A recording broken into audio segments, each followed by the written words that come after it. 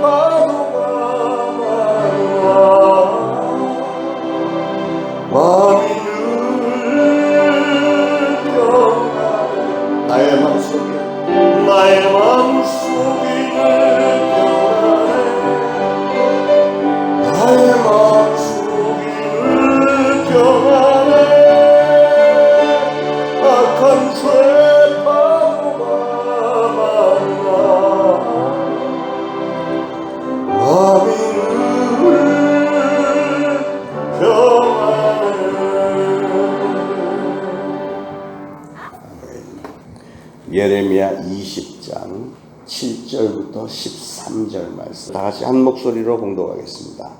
여호와여, 주께서 나를 권유하심으로 내가 그 권유를 받았사오며 주께서 나보다 강하사 이기셨으므로 내가 조롱거리가 되니 사람마다 종일토록 나를 조롱하나이다.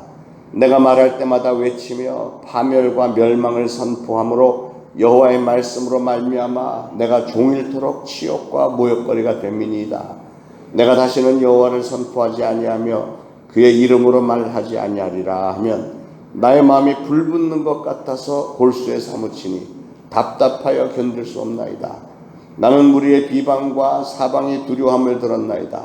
그들이 이르기를 고소하라, 우리도 고소하리라 하며 내 친한 벗도 다 내가 실족하기를 기다리며 그가 혹시 유혹을 받게 되면 우리가 그를 이겨 우리 원수를 갚자 하나이다. 그러하오나 여호와는 두려운 용사 같으시며 나와 함께 하심으로 나를 박해하는 자들이 넘어지고 이기지 못할 것이오며 그들은 지혜롭게 행하지 못함으로 큰 치욕을 당하오리니 그 치욕은 길이 잊지 못할 것이니이다. 의인을 시험하사 그 폐부와 심장을 보시는 만군의 여호와여, 나의 사정을 주께 아뢰 쌓은즉 주께서 그들에게 보복하심을 나에게 보게 하옵소서. 여호와께 노래하라. 너희는 여호와를 찬양하라. 가난한 자의 생명을 행악자의 손에서 구원하셨음이니라. 아멘. 예레미야 선지자는 남조 유다가 멸망하기 바로 직전에 활동했던 그 선지자입니다. 선지자로서 예레미야는 하나님으로부터 들은 소식이 자기 민족이 이제 멸망당할 것이다. 기가 막힌 소식을 듣죠. 멸망당하고 포로로 끌려갈 것이고, 그렇게 나라의 앞날에 참 어두운 것을 하나님께서 알려주셨는데 이거를 전달을 해야 되는 입장이에요. 백성들에게 좋은 소식을 좀 전하는 역할을 맡으면 좋겠는데 이렇게 기분 좋은 소식이 아니라 심판과 저주의 예언을 해야 됐습니다. 여러분, 아무리 큰 죄를 지은 사람도 심판과 저주의 경고를 받는 것은 유쾌한 일이 아니죠. 당신에게 불행한 일이 닥칠 겁니다. 뭐 이런 얘기를 들으면 누가 좋아하겠어요. 이런 말은 듣지도 않고 안 하는 게 제일 좋은데, 그런데 예레미야는 듣는 자의 귀가 떨릴 만한 이런 무서운 나라 멸망의 재앙, 이 소식을 전달을 해야 되는 그런 역할을 맡았습니다. 그 내용 중에는 죽은 자의 시체는 공중의 새와 땅의 짐승의 밥이 될 것이고, 적들이 사방을 포위하게 될 때에 사람들은 자기 아들과 딸의 고기를 먹게 될 것이다. 이런 끔찍한 말을 전달해야 됐습니다. 이 예레미야 마음이 편할 리가 없지 않습니까? 얼마나 마음이 아프고 갈등이 많았겠습니까? 그래서 그런 일을 해야 되는데, 또 예레미야 선지자는 성전을 지키는 바수울이라는 사람에게 매를 맞고 지하 감옥에 갇히기까지 했습니다. 하나님이 전하라고 해서 그 말씀을 전했더니 사람들이 어디서 이런 소리를 함부로 하느냐고 하면서 핍박을 해야 되고 때리고 죽이려 들고 막 이렇게 합니다. 기가 막히겠죠. 그러니까 예레미야가 하도 힘드니까 이제 오늘 내용은 하나님 앞에 기도를 한 것 같은데, 내용은 기도 같은데 하나님 앞에 투정을 하는 그런 내용입니다. 전혀 선지자답지 않은 기도를 하는데 7절 8절에 여호와여 주께서 나를 권유하심으로 내가 그 권유를 받았사오며 주께서 나보다 강하사 이기셨으므로 내가 조롱거리가 되니 사람마다 종일토록 나를 조롱하나이다. 내가 말할 때마다 외치며 파멸과 멸망을 선포하므로 여호와의 말씀으로 말미암아 내가 종일토록 치욕과 모욕거리가 됨이니이다. 이게 기도문으로 기록을 해놨으니까 점잖아 보이지만 이게 사실 내용은 이런 거예요. 하나님 저를 속이셨죠. 아주 저를 골탕 먹이기로 작정을 하셨네요. 좋습니다. 하나님이 이기셨습니다. 하나님이 저보다 강하시니까 물론 이기시겠죠. 네, 모두 저의 말이 떨어지기가 무섭게 저를 비방해대고 조롱하고 합니다. 하나님 이제 속이 시원하세요. 이런 얘기예요. 다른 단어를 썼지 속마음은 똑같은 내용을 쓴 겁니다. 여러분, 그런데 이 예레미야의 이 기도를 좀 우리가 눈여겨볼 필요가 있습니다. 자기 마음속에 있는 얘기를 사실은 원색적으로 하나님에게 대들고 있는 겁니다. 근데 그걸 이상하게 생각할 필요는 없어요. 이게 잘못된 기도라고 말하지도 마시길 바랍니다. 왜냐하면 우리의 기도는 너무 예절 바르고 너무 거룩하고 이렇게 하려고 애를 포장을 하다 보니까 내용 전달이 좀 잘못될 때도 있습니다. 어떤 기도는 보면 굉장히 기도하는 사람이 신령하고 거룩한 것 같은데 아무 감동이 없는 그런 그 기도가, 마음속에 있는 얘기를 하는 게 아니고 그냥 그럴듯한 얘기만 하는 기도가 종종 있지 않습니까? 그런 기도는 상투적이고 몸이 건조하고 하나만 하는 기도예요. 내 마음속에 있는 거를 특히 이렇게 개인적으로 하나님 앞에 내놓을 때 무슨 수식어가 필요하겠으며 무슨 거룩하고 경건해야 될 필요가 있겠습니까? 여러분이 부모님한테 와서 막 따지고 내가 힘들다고 막 이렇게 투정 부리고 할 땐 그냥 하잖아요. 마찬가지로 하나님 앞에는 중요하게는 솔직한 기도가 필요한 거예요. 하나님 저 이게 필요해요. 왜 이게 이렇게 안 되죠? 뭐 이런 얘기도 가끔 할 수 있어야죠. 그게 하나님과 친밀한 거 아니에요.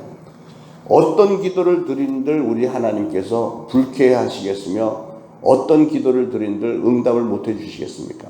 문제는 이상하게 우리 사람들은 하나님 앞에는 속을 내놓고 기도를 안 하고 사람들한테, 친구들한테 다 털어놓는 거예요. 그러면 사람들은 그 들은 거를 전달을 하게 돼 있습니다. 특히 재미있는 얘기들은 이 사람에게 치명적이지만 그래도 흥미있는 거는 전달들을 하니까 오히려 결과가 나쁘잖아요. 하나님에게 그렇게 하셔야 돼요. 하나님에게. 예레미야 선지자는 그렇게 했습니다. 하나님 앞에 나와서 울면서 소리 지르면서 투정을 부리면서 하나님 앞에 드리는 투정은 뒤탈이 없다는 사실을 믿으시기 바랍니다. 자, 그 다음 단계 예레미야는 이렇게 하다가도 응답이 잘 안 되는 것 같으니까 하나님 앞에 이제 사직서를 제출하고 있습니다. 9절에 내가 다시는 여호와를 선포하지 아니하며 그의 이름으로 말하지 아니하리라. 이렇게 막 선포했어요. 내가 하나님이 이제 전달하시는 거 저한테 하지 마세요. 다시는 안 하겠습니다. 그 얘기입니다. 하나님의 일이 이렇게 힘들 줄 몰랐습니다. 하나님 저를 속이신 거예요. 하나님 앞에 속았습니다. 막 이렇게 얘기합니다. 이제 하나님하고 상관없이 좀 편하게 살고 싶은 거예요. 모든 것을 다 잊어버리고 가벼운 마음으로 콧노래나 부르면서 산보나 나가고 막 이런 거나 하고 싶었는지도 모르겠습니다. 어떤 때는 여러분들도 신앙생활을 하다 보면 신앙생활을 좀 부담 없이 하고 싶은 생각이 들 때가 있죠. 그냥 신앙생활은 교회에서 그냥 홀가분하게 뭐 이렇게 책 직분 맞지 않고 그냥 와서 예배만 드리고 조용히 있다 가고 예배 끝나고 나면 뭐 쇼핑도 가고 산보도 나가고 생태공원도 가고 막 이러고 싶은 생각, 그런 유혹이 종종 있지 않습니까? 믿음이 약해지면 그럴 수 있어요.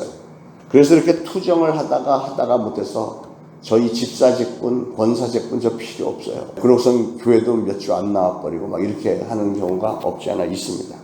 그런데 문제는 그러고 나면 속이 시원할 것 같은데 시원하지 않아요. 더 답답하고 더 불안하고 인생이 아닌 거예요. 9절 전체에 내가 다시는 여호와를 선포하지 아니하며 그의 이름으로 말하지 아니하리라 하면 나의 마음이 불붙는 것 같아서 골수에 사무치니 답답하여 견딜 수 없나이다. 이게 하나님 앞에 사표를 제출하고 난 다음에 예레미야의 마음 심정입니다.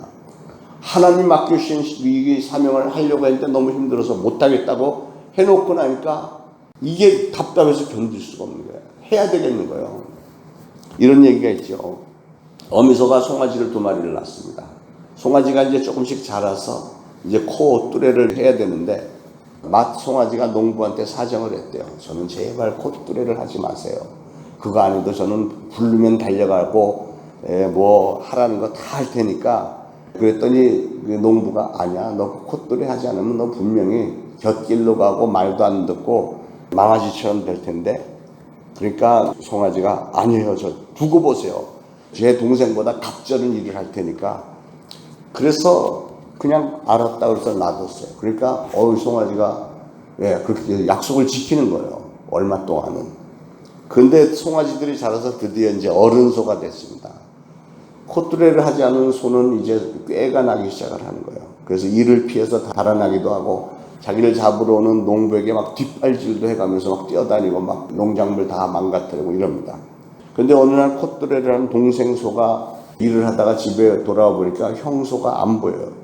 그래서 형이 어디 갔죠? 그랬더니 주인이 일도 안 하고 꾀만 부리고 뒷발질이나 해대고 그래서 도살장 보냈어.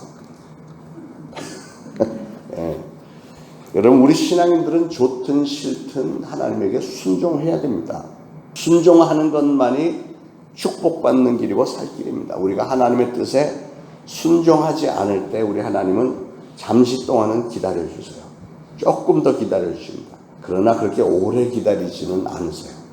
왜냐하면 하나님은 우리로 하여금 빨리 순종하게 만들어서 빨리 열매를 맺도록 해줘야 하니까 계속해서 메시지를 주십니다. 경고도 하시고 이렇게 메시지 주십니다.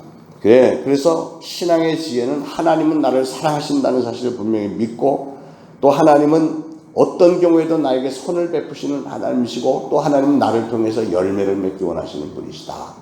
이거를 확실히 믿고, 그리고 그 하나님은 바로 심판의 하나님이기도 하다는 사실을 꼭 기억하고, 그래서 우리 인생의 목표는 하나님을 기쁘시게 해드리는 것. 우리 하나님은 절대로 이기적인 분이 아니세요. 내가 하나님을 기쁘게 해드리기 위해서 헌신을 하면 그 헌신한 거에 30배, 60배, 100배로 우리에게 갚아주시는 분이신 줄 믿으시기 바랍니다. 예레미야 선지자는 잠시 매를 맞거나 이웃으로부터 받는 조롱과 멸시는 그래도 좀 참을 수 있었는데, 하나님과 단절된 상태에서 오는 그 영혼의 고독은 견딜 수가 없었습니다. 무엇보다도 하나님이 주신 그 말씀에 대한 사명이 있는데 그걸 전하지 않으니까 견딜 수가 없는 거예요. 너무 답답하고. 그래서 결국은 하나님 앞에 항복을 선언합니다. 내가 다시 나가서 차라리 백성들로부터 다시 조롱을 받고 감옥에 갇히고 매를 맞는 그런 일이 생길지라도 하나님의 일을 하겠습니다. 그게 속이 더 편하겠습니다. 그런 얘기예요. 여러분, 저도 평신도 생활을 만 40세까지 했었고 평신도의 상황도 제가 좀 잘 이해를 하고 있고 오늘날 여러분의 신앙생활하는 모습도 제가 많이 이렇게 지켜보면서 알고 있습니다. 근데 보면 우리 신앙인들은 누구나가 다 하나님을 향한 열정이 있어요. 하나님을 사랑하고 하나님 앞에 충성하고 싶은 마음이 있고 나도 정말 떳떳하게 열매를 맺고 싶은 그런 마음이 있습니다. 여러분은 다 그렇습니다. 이 마음 속에 하나님을 향한 그 불타는 중심들이 있는데 그런데 그런 선한 일을 하고 싶은 마음들이 숨어서 잠을 많이들 자고 있는 경향이 있어요. 이 환경에 따라서 때로는 그냥 포기도 하고 에레미야가 사표를 잠시 냈던 것처럼 그냥 사표 내고 뒷전에서 있고 하나님의 일꾼이었던 요나 선지자가 배 밑창에서 잠을 자는 것처럼 그런 그 과정을 거치는 분들도 종종 있습니다. 그런데 우리가 이렇게 세상 일을 하면서 달려가고 있지만 우리 속에는 하나님을 더 가까이 하고 싶고 하나님 앞에 충성하고 싶은 마음이 그걸 가리켜 영혼의 목마름이라고 하잖아요. 사슴이 시냇물을 찾아 헤매듯이 우리의 마음속에는 그런 사모하는 마음들이 다 있어요. 혹시 오늘날 뭔가 심기가 좋지 않아서 나오던 새벽 기도도 좀 안 나오고 뭐 불순종하는 것 같다고 해도 사실은 그게 본 마음은 아니에요. 본 마음은 하나님 앞에 더 충성하고 싶은 마음이라니까요. 우리가 잠시 투정을 하고 하나님을 원망하고 하는 것도 사실은 본 마음이 아닙니다. 하도 힘드니까 투정을 안 할 수가 없으니까 하는 거죠. 하나님은 이렇게 우리의 그 인간들이 아담이 타락한 이후에 우리 인간 속에 아주 깊은 곳, 심장과 이 폐부 은밀한 곳에 있는 참 마음들을 다시 한번 계속해서 회복시켜 주기를 원하십니다. 그래서 누군가를 통해서 하나님은 그들이 흘리는 땀과 눈물과 피로 교회를 새롭게 하시고 교회를 부흥시키고 여러분 개개인의 영적인 상태를 또 부흥시키기를 원하시고 결국은 그런 성도들이 모여서 민족을 구원시키고 나라를 구원하고 결국에는 우리 모두를 통해서 하나님께서 영광 받으시기를 원하시는 줄을 믿으시길 바랍니다. 오늘도 기도 중에 하나님의 그런 부르심 앞에 혹시라도 내가 살짝 뒷전에 가려고 했던 분이 있으면 다시 줄을 당겨서 하나님 앞에 제일 가까이 나오시기를 예수 그리스도로 축원합니다.